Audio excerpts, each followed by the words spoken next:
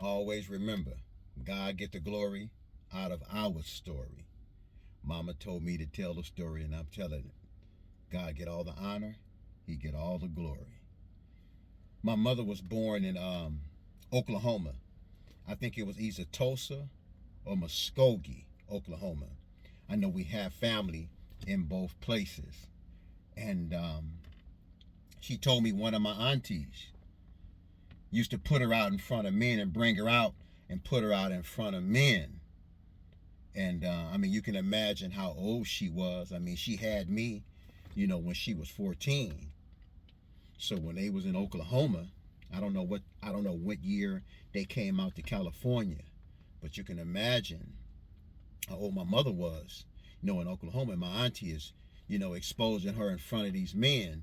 And she told me, what auntie it was. She let me know. And we were just sitting down. Me and mom were just chopping it up. And I used to love to just listen to my mama. I listened to my mama, boy, and she be talking and telling me some of these stories, and but she told me that, and it bothered her. It still bothered her from a childhood all the way up. And maybe that's why she want me to tell the story. I have to expose it, And once again, I knew what auntie that put her out there like that. I mean, whether my auntie know it or not, and she know it. I mean, you exposing her mama to prostitution. That's what she was doing, a little baby, little girl, But nevertheless, it's all good. That's what mama told me. And my mother.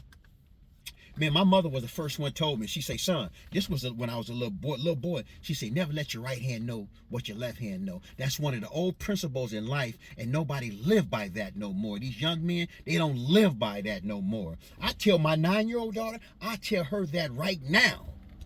I'm giving it to her right now. Don't let everybody know your business. You can't let that right hand know what that left hand know. And later on down the line, I knew what my mama was talking about. She gave me that. But my mother exposed my eyes to a lot of things in life. I mean, you know what I'm saying? She allowed me to see a whole bunch of things. I remember my mother used to tell me, son, always remember, and this was when I was young. She said, always remember where you at. Remember the streets where you are. I taught my sons and them that. When they was little boys, always remember what street you go on. My mother she always told me that. Wherever you go, remember where you are. Remember where you are, son. And my mother drilled that in me. And that woman just gave me life game. We wasn't well-educated people. My mother wasn't educated like that. We wasn't book smart, but we were street smart, though. We knew how to survive. And I know God gave my mother special talent and myself to survive and sustain in this world. I already know that. I'm here today to tell it, but yeah.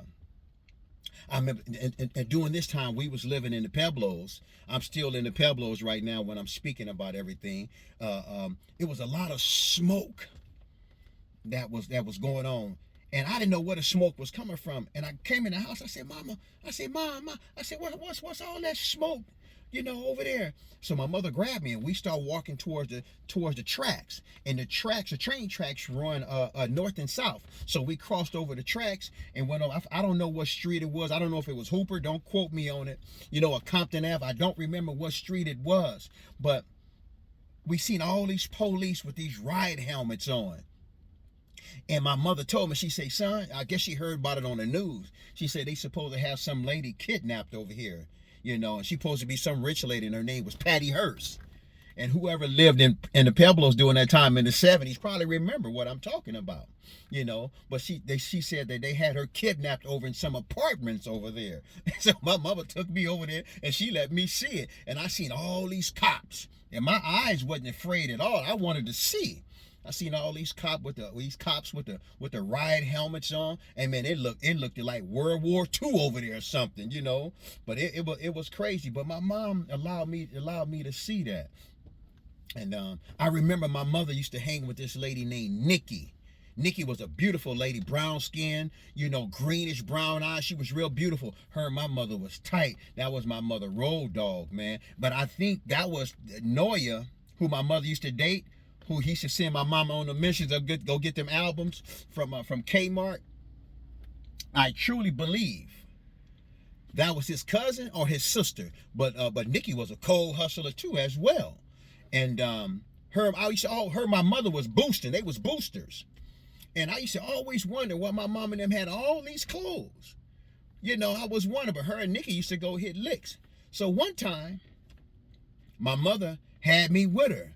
And I think I was my mother's good luck charm or something. But I'm going to tell you something. My mother would stop at McDonald's, get me 2 hamburgers, fries, and a soda, and put me in the back seat. And I'm riding with my mama and Nikki. We on our way going down to the mall. But what mall it was the Old Town Mall, if everybody can remember. It was out in Torrance. And you know, and black folks wasn't permitted down there. But mom and them used to go down there and hit licks. You know, and we was going down Hawthorne. And of course, I didn't know it was Hawthorne until I got older. I didn't know it was Hawthorne Boulevard until I got older. But remember the Old Town Mall in Torrance, and it had a Ferris wheel.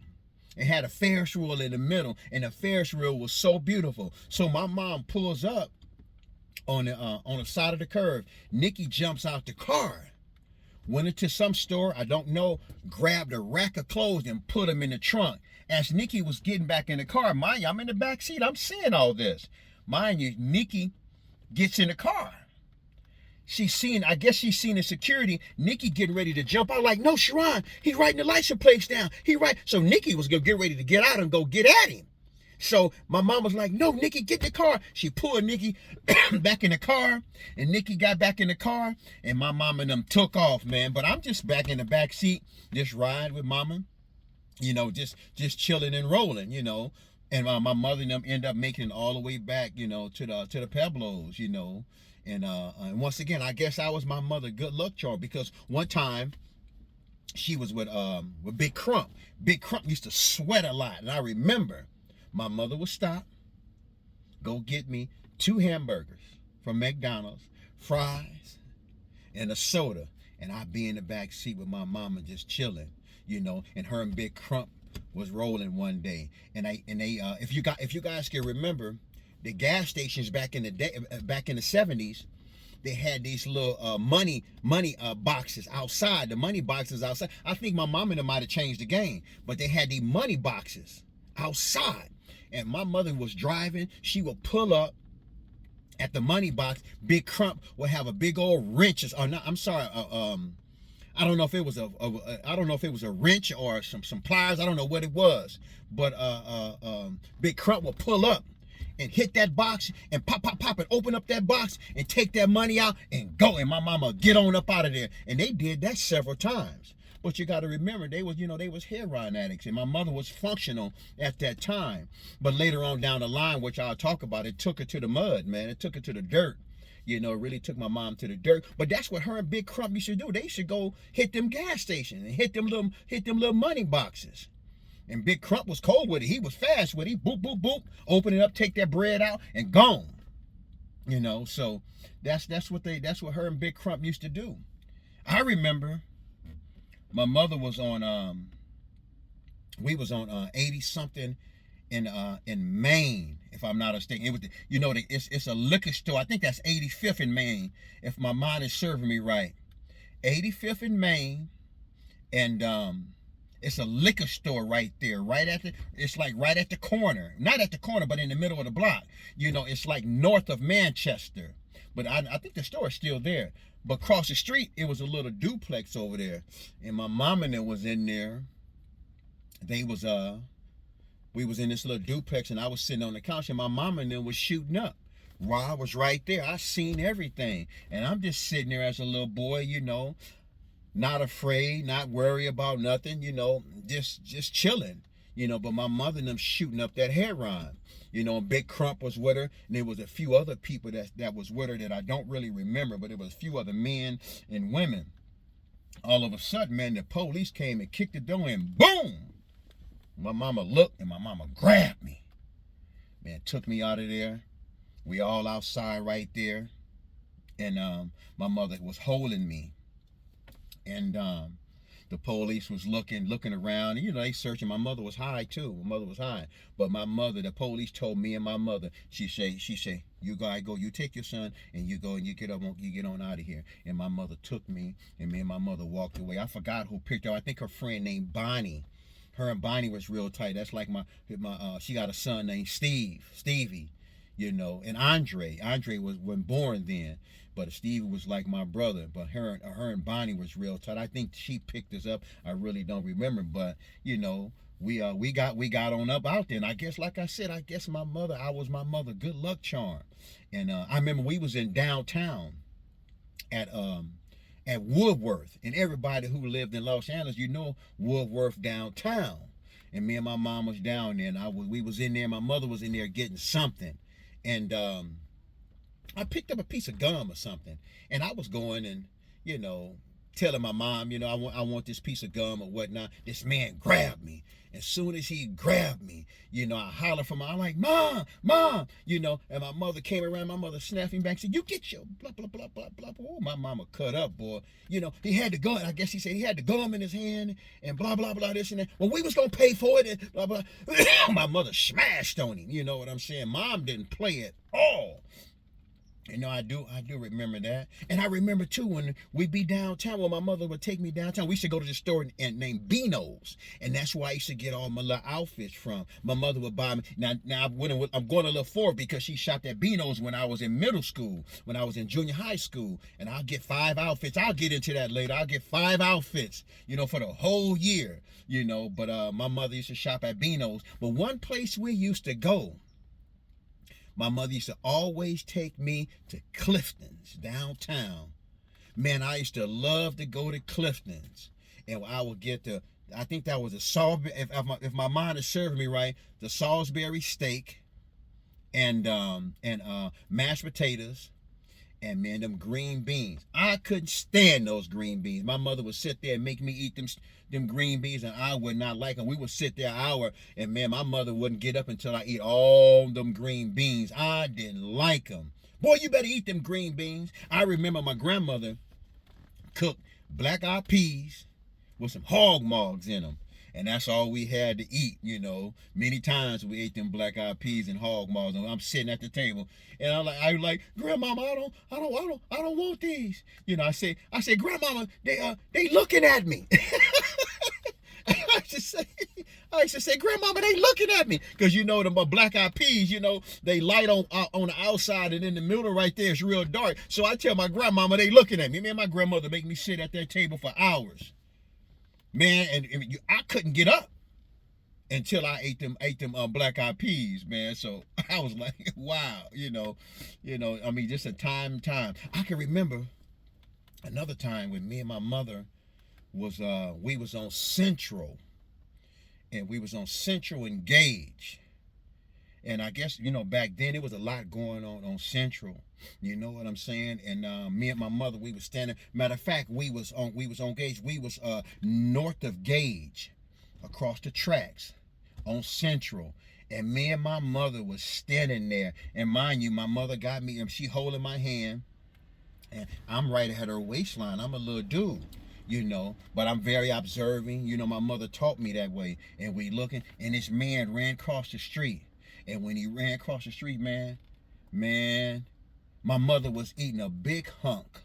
I remember clear as day because I'm looking up at the man. He came across the street and he slapped the dog mess out my mama. Bam! But my mother, she didn't move at all. She stood there, and I stood there, and I looked at him. You know what I'm saying? He slapped my mama. You know, so I told my mama when the man left, but my mother, once again, my mother didn't move at all.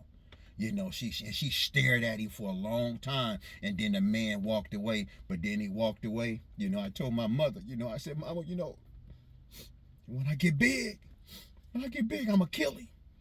I'm going to kill him, Mama, when I get big. But my mama said, baby, don't worry about it. She said, don't worry about it. You know, but that man made me, I was so mad at that man. Ooh, he hit my mama, you know.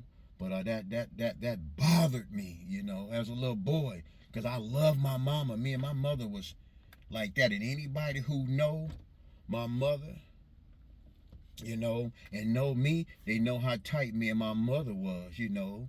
And I submitted to my mother, you know. I love my mama. I listened to my mama because my mother was giving me the game of life and every time. Mama, tell you, my mother used to take me downtown.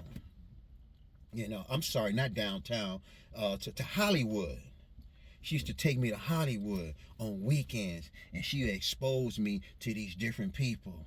You know, all the pimps and all the players, they be out in their fancy cars, and my mother used to point out to me, you know, who was who and who was what. My mother used to tell me who was dressed like a man, dressed like a woman. You know, my mother used to tell me, I'm talking about this was when Hollywood, it was going down in Hollywood. And my mama told me this. My mother exposed this to me. She let me see, you know. And there was a lot of pimps out there, man, and Hollywood was going on. So my mother would take me down there, you know, to Hollywood, and we'd be driving on Hollywood Boulevard, and my mother be pointing out what is what and who is what and why. You know, my mother exposed my eyes to a whole lot. You know, so man, I love my mama, man. I miss that woman, you know, that crazy woman. I missed her. But that's just some of the times, and once again, we were still living in the Pueblos at the time. And that's I think that's all I can remember, you know. And it's so much more. So continue to you know, follow me and subscribe to my YouTube, you know, at Love Collection Forever. You know, Love Collection, the number 4 forever. You know, my next video I'm gonna talk about when we moved from there. I remember we moved over to Palmalee on Imperial and Palmalee, right across the streets from the Nickerson Gardens.